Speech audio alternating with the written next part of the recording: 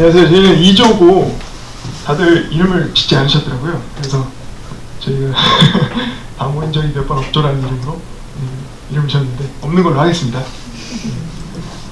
저희는 그 서울대학교 관정도서관을 선정을 했고요. 가신 분들도 있을지 모르겠지만 굉장히 박스식의 형태로 단순하게 생겼습니다. 그래서 처음에 도움을 받았을 때 이거다. 이걸로 이번에 우리 좀 편하게 가자 생각을 하고 모델을 좀 선정을 하는 그런 상황이 있었는데 뒤에 보시면 아시겠지만 그 속에 굉장히 좀 복잡한 것들이 많이 있더라고요. 그래서 설명을 드리도록 하겠습니다.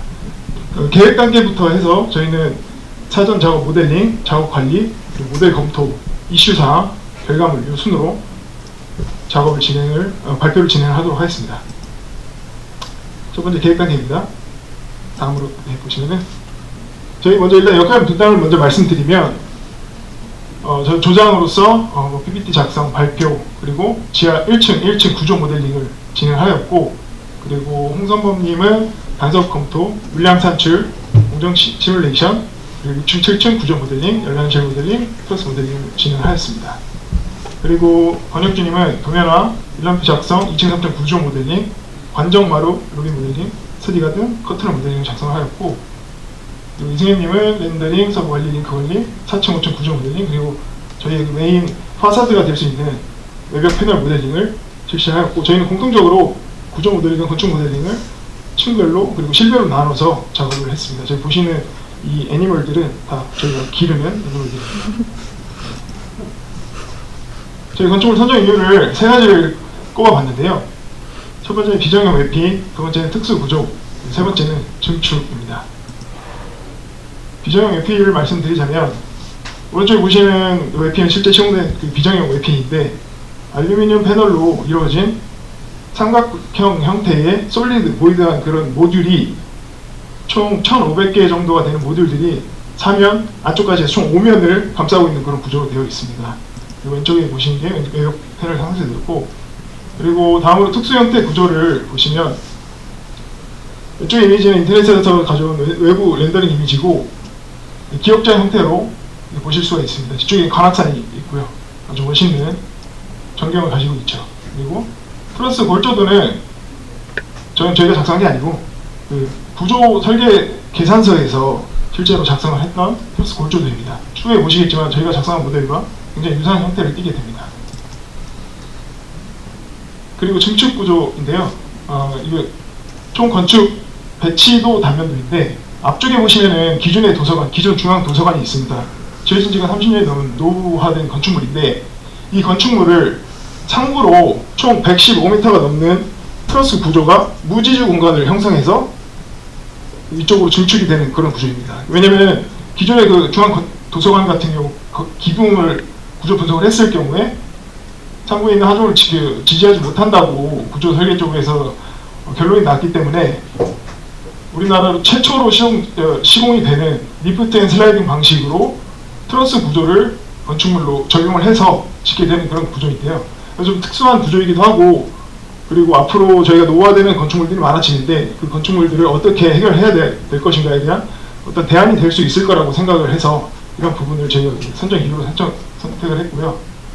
오른쪽에 보시면 중축 연결부가 있는데, 왼쪽이 기존의 중앙 도서관이고 오른쪽이 신축 도서관입니다. 그 사이에는 그 연결하는 계단들이 있고, 그리고 상부에는 천창이 있어서 기계식 루버가 차양이 되어서 햇빛을 일사를 조절할 수 있는 그런 구조로 되어 있는 구조라고 보실 수 있습니다.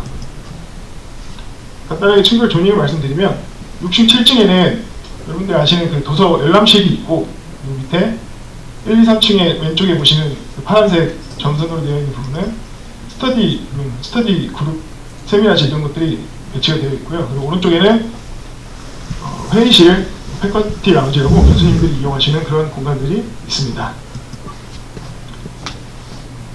다음 저희가 그 최초에 세웠던 일정 계획입니다. 그래서 첫 주에는 구조를 다 끝내자, 그리고 둘째 주에는 건축을 다 끝내자, 마지막에는 발표 준비하자 라고 아주 간략하게 세웠는데, 다음을 보시면 모든 계획은 항상 조금씩 딜레이가 되죠. 그래서 저희가 첫 번째 세웠던 계획처럼 되지 않고 구조 같은 경우도 그 뒤로도 계속 모델링이 진행되었었습니다. 왜냐면은 저희가 최초에 도면을 완전히 분석을 하고 시작을 한 게 아니라 간단하게 박스 쉐입이니까 그만 끝나겠지라는 아니란 생각으로 했기 때문에 이런 좀 딜레이가 발생을 했었던 거라고 생각을 하고 있습니다. 그래서 전체적으로 미뤄졌지만 결론적으로는 정해진 기한 안에 결과물을 도출해낼 수 있었습니다. 다음으로 그 협업 방식을 간단하게 설명드리자면 저희는 뭐 카카오톡으로 즉시 필요한 내용들을 바로바로 공유하고 그 잔디라는 협업 툴이 있습니다.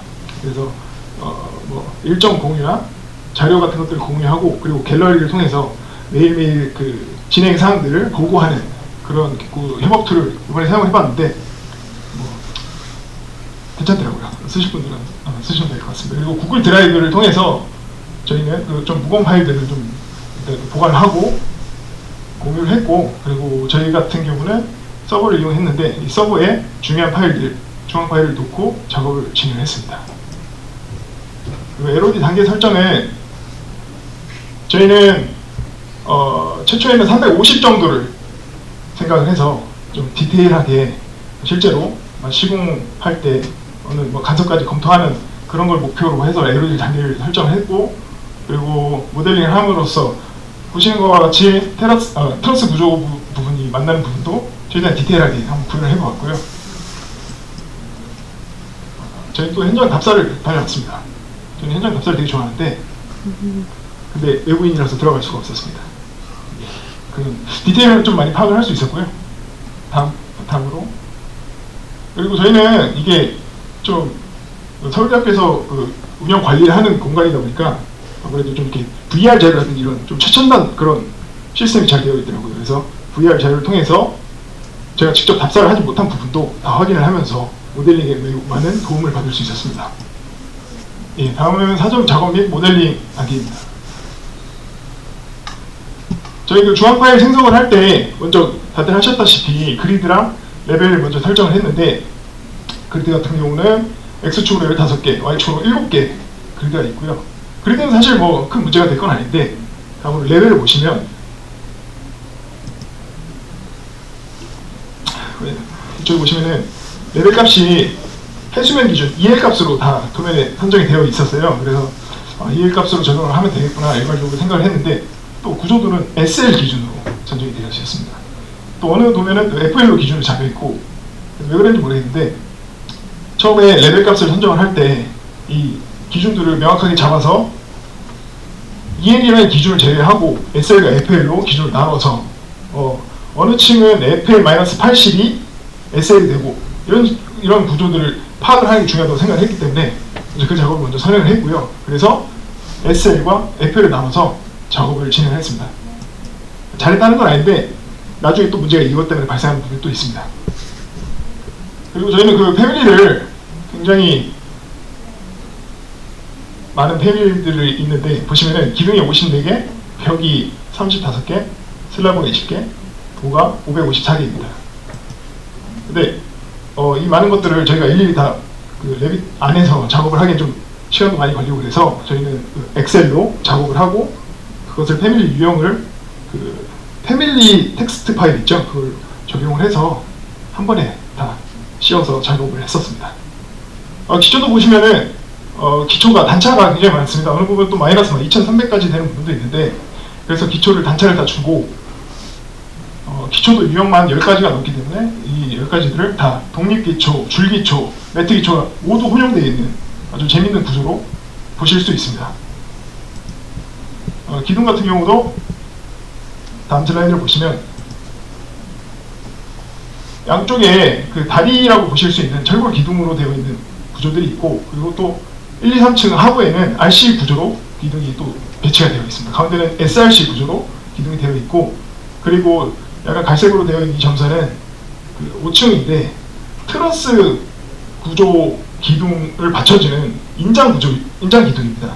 기둥은 다 이렇게 수직재이기 때문에 그 압축력을 받는다고 생각하시는데 트러스는 여기서 인장력을 받아서 하부 트러스를 받쳐주는 그런 역할을 하는 구조입니다. 그래서 저는 구조가 진짜 여기서 저희 같은 경우는 기둥이 이음자 기둥도 있고 L자 기둥도 있고 더블 L자 기둥도 있는 좀 다양한 그런 구조들이 있어서 되게 재밌게 작업을 할 수 있었습니다. 그리고 보호 모델입니다. 다음 슬라이드를 한번 보시면 보 같은 경우도 상부에 있는 트러스 보는 다 철골로 이루어져 있고 하부에는 RC 기둥을 받쳐주는 RC 보들이 있습니다. 슬라브도 상부에는 데크 슬라브로 그 데크 플레이트로 이루어진 데크 슬라브가 되어 있고 하부에는 RC 슬라브가 되어 있습니다. 그래서 층별로 작업을 하는데 누구는 RC만 계속하고 누구는 데크만 계속하는 이런 상황이 발생하는 그런 경우도 있었고, 그래서 RC랑 데크 슬라브를 작성을 할 때 조금 이게 좀 다른데, 데크 슬라브 같은 경우는 HDM이 이렇게 있잖아요. 그 위에 데크 슬라브가 얹혀지게 됩니다. 그래서 그 기둥 경관이 있으면 그 경관을 기준으로 잡아서 슬라브를 작성을 했고, RC 슬라브 같은 경우는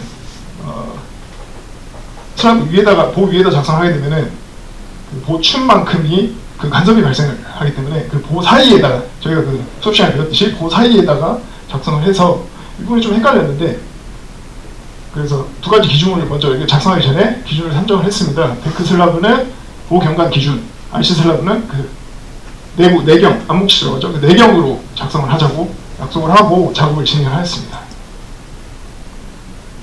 그리고 대지 모델링 같은 경우는 저희가 두 가지 자료를 가지고 분석을 했는데, 국토 정보 플랫폼에 있는 수치 지형도와 저희가 가지고 있는 배치도, 이 두 가지를 가지고 분석을 해서 작업을 했습니다. 근데 배치도에는 그 EL 값이 표시는 되어 있지만 그 CAD 선에 고도 값이 적용이 되어 있지는 않습니다. 그 Z 값이 없어서 이것을 가지고 CAD에서 바로 그러니까 레빗에서 대지를 만들 수는 없는 상황입니다. 안 그러면, 그렇지 않으려면은 일일이 그 점마다 그 Z 값을 넣어야 되는데, 그래서 수치 지형도가 조금 더 부족한 하지만 수치 지형도를 기반으로 작성을 하되 배치도에 있는 도로나 이런 선들을 최대한 적용을 해서 대지를 작성을 했습니다. 그리고 오른쪽 보시면 저희 대지고요. 그리고 이제 기초가 저희가 자체가 다양하기 때문에 건물 패드를 한 판으로 단순하게 만들면 그 기초가 올라가는 부분은 나중에 단면을 잘랐을 때 그 흙이 채워지지 않겠죠. 그래서 패드를 작성을 할 때 일일이 그 건물을 뒤집어서 기초가 내려오는 그 다운된 레벨만큼 패드를 다 작성을 해서 하부를 다 채웠고, 그리고 이쪽 부분을 보시면은 저희가 기초 위에 다시 흙이 덮여지는 부분이 있습니다. 이 부분을 대지를 작성을 하는데 패드 위에는 흙이 채워지지가 않기 때문에 그 위에다가 다시 작성을 해서 대지를 작성을 해보니까 또 다시 그 밑으로 또 채워지는 그런 현상이 발생합니다. 그래서 이거는 저희가 나중에 어떻게 채워야 되나 고민을 하는 과정 중에 있고 방법이 있을 거라고 생각을 하고 있습니다. 그리고 저희가 대지가 좀 밋밋해서 그 대지에 조금 보이드한 요소를 주기 위해서 경계석을 좀 만들었는데요. 대지를 보통 소구용으로 작성을 하시는데, 도로를 소구용으로 작성을 하시는데, 그 인터넷에 보니까 도로를 표면 분할로 아예 두 가지 대지를 만들어 놓고, 그리고 단면도를 통해서 한 200 정도를 다운을 시킵니다. 그리고 이 사이에 생기는 이 간격, 그 공극이라고 하죠. 이 부분을 난간을 채우는데, 저희 난간 도구를 사용해서 호스트 선택을 통해서 난간을 그리고 호스트로 그 레벨 경사지를 따라서 그려지는 그 경계석들을 작성을 할 수가 있었습니다. 물론 좀 잘 안 되는 부분도 있는데, 이렇게 해서 난간을 좀 만들어서 대지가 좀 밋밋하지 않은 느낌을 좀 가질 수 있도록 작성을 했던 그런 경우입니다. 그리고 건축 모델링은 저희가 이제 벽체, 천장, 바닥, 마감들을 건축 모델링을 했는데, 방금 보셨다시피 양부사콜이 있었고요. 그리고 이제 로비, 들어가면 바로 보이는 로비 모델링, 그리고 다음 관정마루가 이제 저희 그 관정도서관이라고, 저희 이름이 관정도서관인데 그 메인이 되는 그런 중심이 되는 곳이겠죠. 그래서 이 부분도 인테리어를 저희가 진행을 했습니다. 그리고 7, 8층에 있는 열람실 인테리어도 진행을 했고요. 커튼홀도 저희가 외벽이 그 알루미늄 패널 제외하고는 거의 대부분 커튼홀로 이루어져 있고 또 화강석으로 이루어져 있어서 커튼홀도 실제 창호 일람표와 창호 안내들을 보면서 커튼홀을 작성을 하였고, 좀 잘 보이지 않는 부분 같은 경우는 VR 자료나 저희가 그 답사했던 그 자료를 참고로 해서 작성을 진행을 하였습니다. 커튼홀 패밀리 작성에 대해서 또 말씀을 드리도록 하겠습니다. 저희는 커튼홀에 미터포 커튼홀 패널이라는 그걸 가지고 패널을 작성을 해서 패널들마다 이 보이드와 솔리드한 그 모듈들을 하나씩 집어넣는 방식을 최종적으로 채택을 했는데요. 이 방식을 선정하기 전까지는 저희가 여러 가지 시도를 많이 하고 고민도 많이 했었는데, 먼저 일반 모델로 커튼홀을 만들어서 총 4가지 모듈을 만들어서 레고 블록을 쌓듯이 이렇게 해서 작업을 해볼까 했었는데, 그렇게 하니까 저희가 총 1500개가 되는 모듈이 있는데 이거를 다 일일이 어떻게 해야 되나 고생스럽지 않을까라는 고민도 많이 했었고, 그리고 커튼 월 자체를 이렇게 볼록하고 오목하게 자체를 만들어서 패널을 적용하면 되지 않을까라는 또 고민도 했었다가, 이것도 좀 문제가 많이 발생해서 최종적으로는 패널만 가지고 변경을 하는 방법을 선택을 했고요. 요 한 개의 모듈을 작성을 합니다. 모듈을 작성을 하는데 하나는 안쪽으로 들어가고 하나는 바깥쪽으로 들어가기 때문에 총 2개, 위아래까지 합치면 총 6개 모듈이 되는데, 이 모듈들을 실제 사이즈대로 작성을 하고, 다음에 보시면 양쪽 모서리들마다 총 하나, 둘, 셋, 넷, 6개 모서리가 있는데, 실제 그 상세도를 보고 일반 모델 모서리를 작성을 합니다. 그리고 커튼홀끼리 만나게 하는 이 부분이 좀 이슈였는데, 평면을 기준으로 만나게 해서 얼라인을 잡으면 보시다시피 이게 약간 대각입니다. 그래서 이 얼라인을 잡을 기준점이 없는데, 그래서 저희가 약간 이 모퉁이를 살짝 기역자로 파서 수직면을 만들고 그 수직면을 기준으로 얼라인을 잡아서 맞춰보자 하니까 딱 맞게 되더라고요. 그래서 밖에서는 전혀 보이지 않으니까 이런 식으로 해서 저희가 정확하게 딱 맞아 떨어지게끔 작업을 했었던 경험입니다. 그리고 이거 외부 패널 모델링의 세그먼트 조절을 통해서 실제 그 커튼홀 외벽 패널 안내도를 기준으로 패턴을 적용했습니다. 그리고 일반 모델을 통해서 저희가 그 책장 만드는 거 배웠었잖아요. 그걸 가지고 저희 열람실 안에 책장이 굉장히 매시브하게 규모가 거대하고 또 약간 배열되는 그 개수들이 좀 이렇게 여러 개 좀 나뉘어져 있는데, 최초에 이거를 하나씩 일일이 만들어서 그 레고처럼 쌓을까 또 생각을 했지만 배운 걸 좀 언제 써먹겠냐 생각을 해서 그 어레이 명령 있잖아요. 배열. 그 명령을 가지고 K값을 매기변수를 삼아서 수식을 적용을 했습니다. 그래서 총 길이, 이게 하나의 모듈이 500인데 총 길이를 500으로 나눈 값을 K값으로 잡아서 500 단위로 숫자를 입력을 하면 개수가 자연스럽게 자동적으로 늘어나게끔 해서 모델을 만들었고, 수직으로는 단면을 끊어서 복사를 해서 쌓아 올렸었습니다. 그리고 양두석 콜에 보시면은 그 커브드된 책상이 있는데, 이 책상 같은 경우도 내부 편집 모델링의 스윗 도구를 통해서 책상을 작성을 했고요. 저희도 건물에 계단이 굉장히 많고 중요한 역할을 하는데, 외부 계단에 이제 3층까지 올라가는 외부 계단 같은 경우는 450단차로 되는 부분과 150단차로 되는 부분이 2가지가 나뉩니다. 그래서 최초에 저희가 계단을 작성을 했을 때 450단차를 하나 만들고 2가지 만들었는데, 이 2가지가 그 단차가 정확하게 맞아 떨어지게 만들려니까 굉장히 시간이 소요가 많이 되고 또 어렵더라고요. 그래서 다음번에 관정마루 계단을 저희가 만들 때는 아예 일반 모델로 돌출을 통해서 위에다가 단을 하나 씌우는 그런 방식으로 내부 편집 모델링을 통해서 만들어서 조금 더 빠르게 방식을 적용할 수 있었고, 그때그때 다양한 방식을 통해서 계단을 만들 수 있을 거라고 생각을 합니다. 그리고 저희 보시다시피 계단 단면도를 통해서 실제 규격대로 중앙 계단을 구성을 했는데,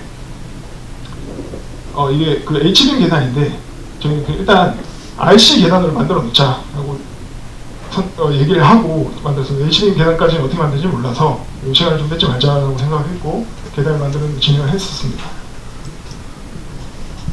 그리고 제가 아까 말씀드렸다시피 트러스로 그 지지부재를 하는 그런 특수한 그 건축물이다 보니까 처음에는 이 건축물이 어떻게 구조가 이루어졌는지 잘 이해가 되지 않아서 인터넷에서 시공하는 사진들을 찾아보면서 어떻게 시공이 됐는지를 확인하는 그런 그 사진들이었습니다. 트러스 구조 같은 경우는 그 트러스를 작성을 하기 위해서 먼저 이제 단면도를 끊고 트러스 골조도가 별도로 또 있습니다. 트러스 골조도를 기준으로 트러스를 작성을 했는데, 아시다시피 보는 철골보 같은 경우는 천조 평면을 기준으로 절단을 했을 때 그것을 이제 복사를 하거나 구르가를 하면 이게 다 깨지게 됩니다. 저희가 트러스가 총 4개의 열이 있는데 그 4개의 열을 모두 일일이 다 단면을 끊어서 작성하는 수밖에 없었습니다. 그래서 이 부분을 작성을 하는데 시간이 제가 생각했던 것보다 좀 많이 소요가 되었고, 뭐 더 나은 방법이 있다면 다음번에 더 나은 방법으로 좀 시간을 효율적으로 운영을 할 수 있을 거라고 생각을 하고 있습니다. 왼쪽이 저희가 이제 작성한 트러스 모델링이고, 아까 보신 구조계산 모델링입니다. 그래서 저희가 만든 트러스 모델링이 구조계산 모델링과 어떻게 다른지 이런 거 체크를 하면서, 만약에 좀 저희가 좀 문제점이 있다 싶으면 그 부분을 수정하는 방식으로 해서 모델링의 정확도를 좀 기여했습니다. 그리고 저희 트러스 같은 경우는 6층, 7층을 관통하는 트러스가 있고, 그리고 7층만 있는 트러스가 있습니다. 그래서 이 구조가 양쪽에 6층, 7층을 관통하는 구조, 그 바깥쪽으로 있고, 그리고 7층만 관통하는 7층 안에만 있는 그 트러스가 안쪽에 두 줄이 쭉 있어서 마치 멀리서 보면 그 교량, 한강철도 같이 보이는 그런 형태라고 보실 수 있습니다. 그리고 저희는 그 횡방향 긴 트러스 말고 또 종방향 트러스도 있습니다. 이 트러스들이 그 기둥 간격 사이들마다 다 들어가는데, 이걸 작성하기 위해서는 또 일일이 다 단면을 끊어서 하는 수밖에 없었고, 이 안에 보시는 이 MT3라는 이 거대한 보가 이 트러스를 그 가세를 잡아주고 있는 그런 역할을 하고 있다고 보실 수가 있습니다. 트러스 공정 시뮬레이션 한번 보시겠습니다. 먼저 다리가 양쪽으로 이렇게 진행되고, 그 시공 방식이 리프트 앤 슬라이딩 공법인데, 건축물에서 최초로 사용된 공법이다 보니까 아마 이렇게 시공이 되지 않았을까, 저희가 인터넷을 보면서 참고를 하고 해서 만든 공정 시뮬레이션 영상입니다. 다음으로는 저희가 작업을 어떻게 관리했으며 모델 관리를 했는지 말씀을 드리도록 하겠습니다. 저희는 이번에 그 구글 스프레드시트에서 각자 이름으로 시트를 하나씩 만들었습니다. 그래서 4시간, 단위 시간마다 작성하는 작업 사항, 이슈 사항, 그리고 예정 계획까지 작성을 해서 각자 그 시간에 무슨 일을 하는지 일일이 체크를 할 수 있었고, 이런 부분들을 제가 이번에 적용을 해서 작업을 했었습니다. 그리고 메일마다 백업 파일을 만들어서 백업 폴더를 가지고 운영을 했고, 그 중앙 폴더 안에는 서버 폴더를 소분류를 해서 패밀리, 도면, 수정, 그리고 이미지 파일 이런 식으로 폴더를 관리를 했었고요. 그리고 저희는 제가 실제로 가지는 그 원 도면이 예를 들어서 구조 평면도는 지하층부터 루프탑층까지 하나의 CAD 파일에 들어있었습니다. 그래서 이걸 일일이 다 분개를 하고 도면을 경량화를 시켜서 그 CAD 파일로 레기 파일로 삽입을 했고요. 이렇게 해서 좀 더 속도를 좀 향상시킬 수가 있었고, 대지나 저 외부 패널 같은 경우는 링크로 별도로 관리를 해서 필요 없을 때는 끄고 좀 작업하는 그런 방식을 사용을 했습니다.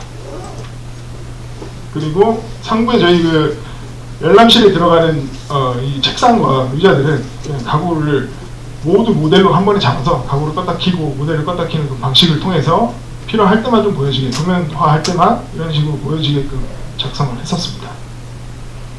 작업자 분류도 인원별로 작업자 분류를 해서 필요한 도면들을 작업자 분류 세트로 가지고 가서 작업을 했었고요.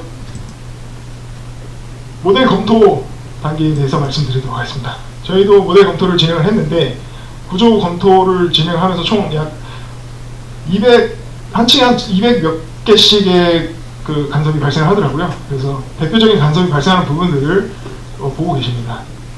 구조벽 간섭, 슬라브 간섭이고, 구조벽과 구조벽이 간섭되는 부분, 그리고 슬라브가 간섭되는 부분들을 찾아서 저희가 결합과 절단 이런 방식을 통해서 간섭을 해결을 했습니다.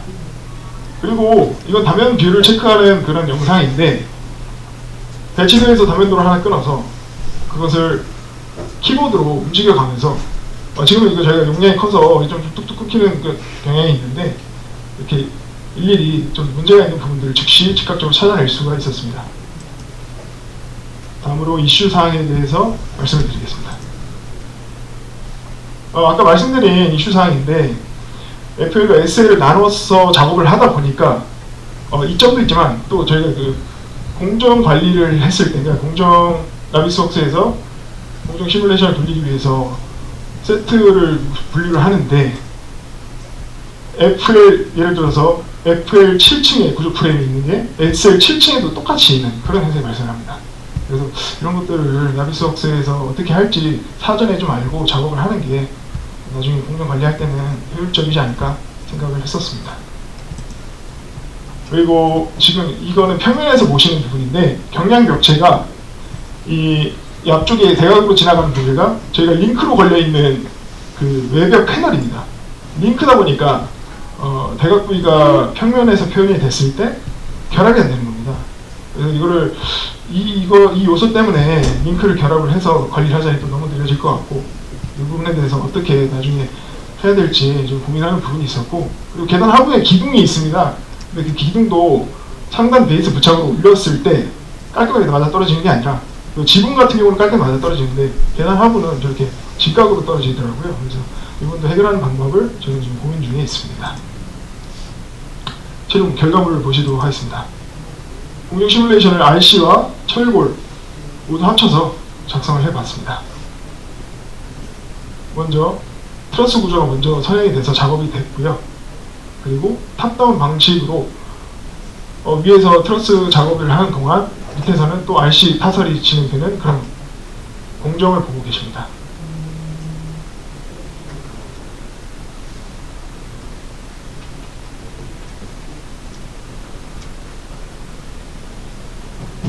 음악이라서 하나 넣을 걸 그랬네요.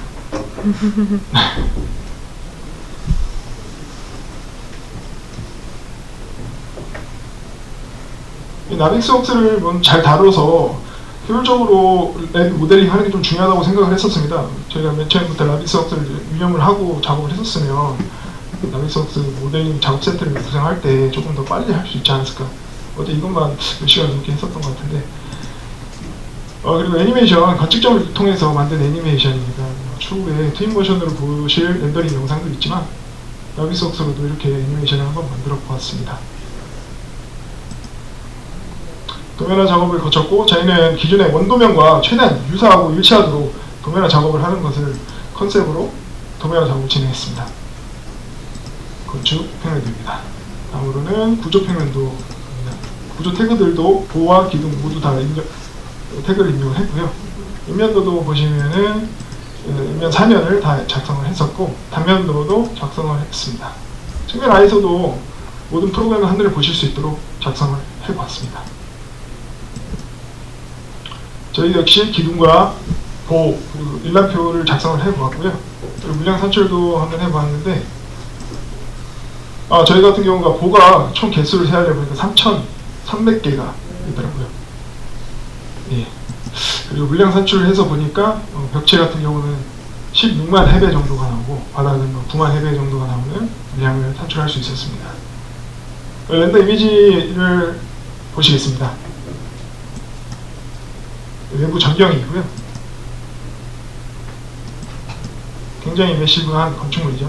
그래서 저는 쉬울 줄 알았습니다. 이건 양두석 폴이라고 컴포넌트 룸인데 이 안에 그러니까 원래 도면과는 좀 다르게 도면에는 그냥 직사각형 형태의 강의실이었는데 실제 시공된 사진을 보니까 이렇게 좀 약간 좀 내부 인테리어가 멋있게 되어 있더라고요. 그래서 실제 시공된 화질을 기반으로 작성을 했습니다. 그리고 중앙 아까 보셨던 관정마루입니다. 그리고 저희는 7층, 8층에 보시면은 실내 정원이 있는데 실내 정원도 유사하게 한번 구성을 해보았습니다. 그리고 열람실이고요. 한번 보시겠습니다.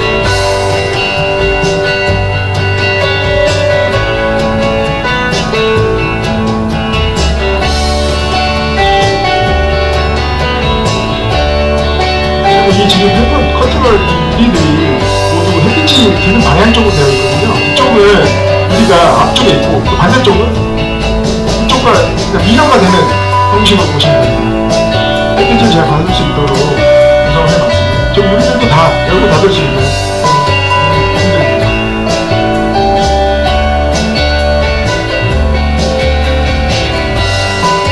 이렇게 내부에 햇빛이 잘 되면 공부하다가 나와서 스트레스를 해소할 수 있는 공간도 있고 좋네요. 양쪽으로 보시면 마치 환경철도를 따라가듯이 양쪽에 트러스가 구성이 되어 있는 것을 보실 수가 있습니다. 외부인이 아니었으면 저도 들어가 보고 싶었는데 아쉽습니다. 네, 이상으로 영상을 마쳤고 마지막으로 저희 간단한 소감들과 함께 발표를 마치도록 하겠습니다. 감사합니다.